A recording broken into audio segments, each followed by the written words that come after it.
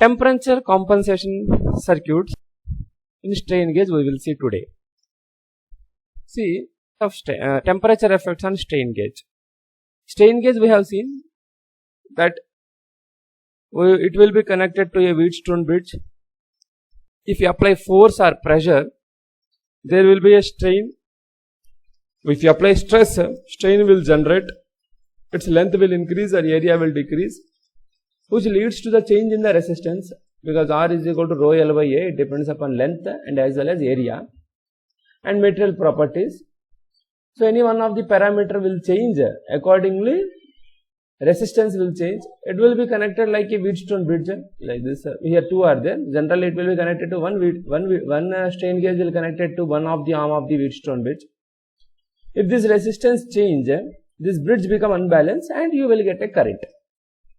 So more is the strain you apply, stress you apply, strain will generate. More is the stress, strain will generate. That strain leads to change in the resistance. Because of that change in the resistance, bridge become unbalanced and you will get a current. This we have seen previously. Now, is there any effect on this strain gauge due to temperature? Yes, of course. Now here what happens? If there is a change in the temperature, if temperature is changing, if temperature is high, if temperature is very high, then what happens? Then it will, so directly we know that resistance will change. R dependent on temperature. R is rho is equal to, we know the formula. So resistivity depends upon temperature. Then resistance depends upon resistivity, directly proportional. So resistance also depends upon temperature. Meaning is that if there is a effect in the temperature, if there is a change in the temperature, of course the resistance of the strain gauge will change without applying any stress. Then this bridge become unbalanced. Then current will flow, which leads to a wrong output. Because of the temperature, the current is generated. That is the first problem. And second, if you observe, if there is a temperature, if there is temperature increase, so we know the temperature, the length of the wire, conductor, is also depend upon temperature.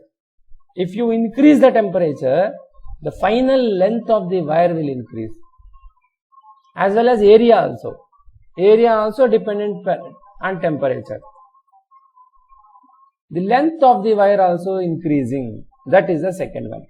So now it is compulsory to compensate these effects if you want to use a strain gauge. And the area also dependent parameter on temperature.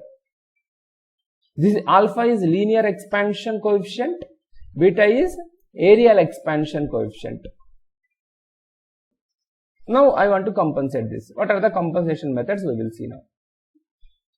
So the first compensation method is using a dummy strain gauge.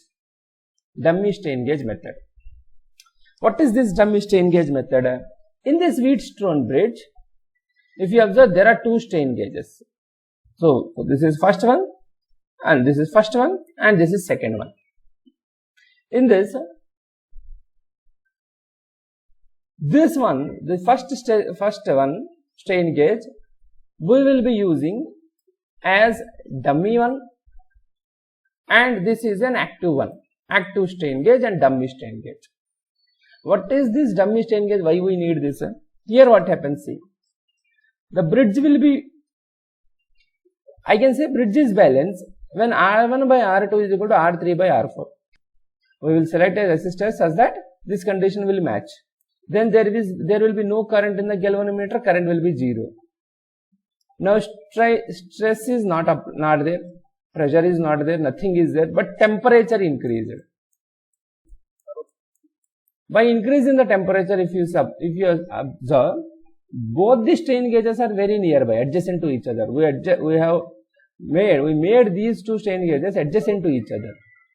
What is the use of this? Because this rise in temperature due to atmosphere or some phenomena, it will occur to both the strain gauges to a same extent, means both experiences the same change in the temperature. That is the reason these two must be adjacent to each other and nearby to each other. Then what happens? There will be a change in the resistance because of the three parameters, because of resistivity change, length change, or areal change. So both R1 will increase or may decrease, R2 may increase or may decrease. So there is a change. Now by increasing the temperature, its resistance will increase, its resistance also will increase.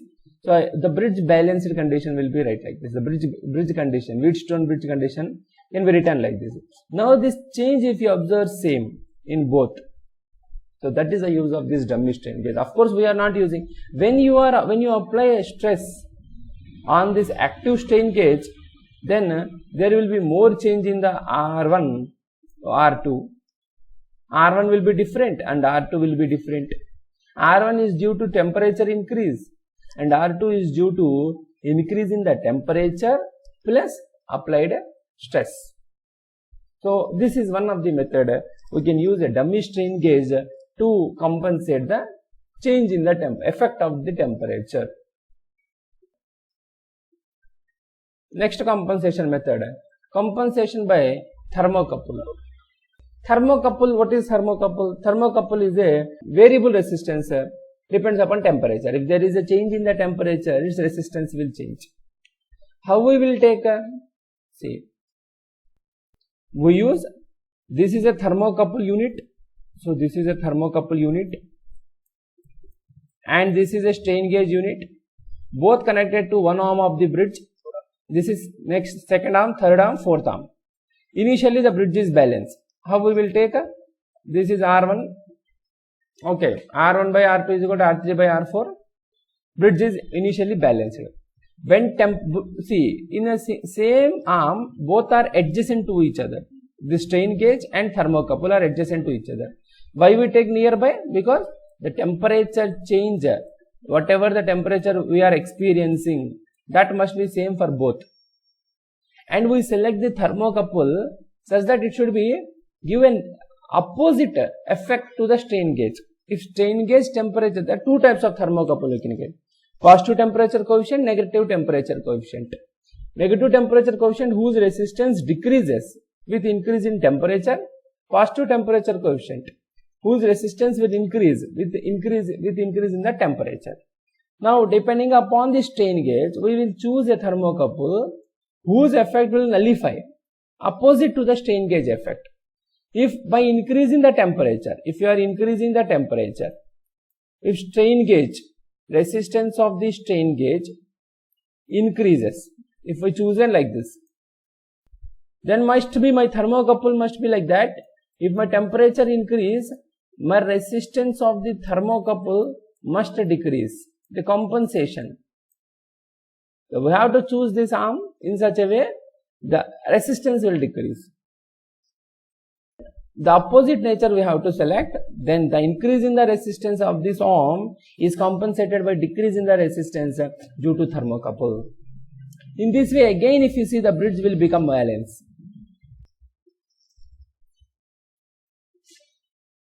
So bridge is balanced.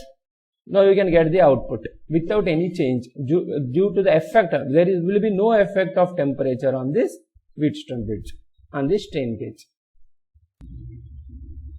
And the last method, this is also same. Here wires we will use in the same bridge. Wire A, wire C and wire B. Wire A, wire B we will choose again same different type. Same type we will use. Here if there is an increase in the resistance, here also will increase in the resistance. Finally, there will be a compensation.